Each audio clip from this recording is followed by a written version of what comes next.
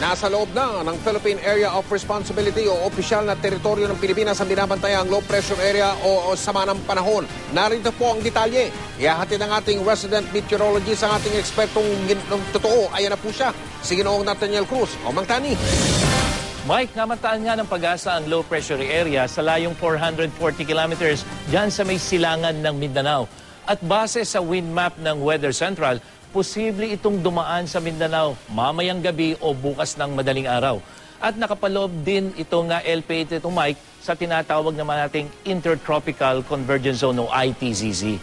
Mang Tani, ano po ang kaibahan o ano magiging epekto nitong Intertropical Convergence Zone o ITCZ sa low pressure area na yan, Mang Tani? Mike, dahil sa pagiging aktibo nitong Intertropical Convergence Zone, inaasahan natin na mas magtatagal ang pagulan na dala-dala nitong low pressure area na ito.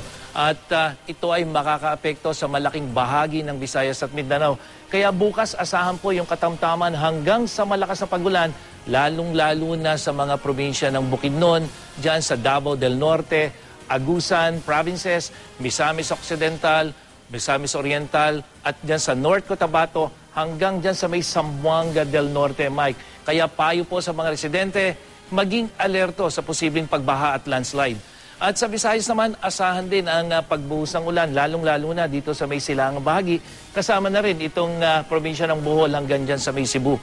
At hanging amihan naman at easterlies ang magpapaulan dito sa Southern Luzon, kabilang na po yung Mindoro provinces at maging sa silangang bahagi ng Luzon, kabilang na itong Cagayan Valley at mga probinsya ng Aurora at Quezon. At sa Metro Manila naman, posibleng umambon po bukas, medyo mataas yung posibilidad.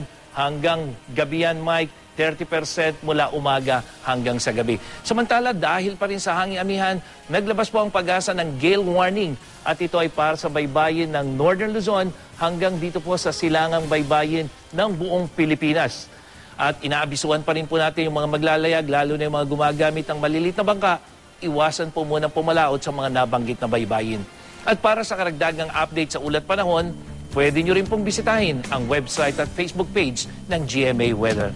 Ako po si Nathaniel Cruz para sa I Am Ready, serbisyong totoo ng GMA News.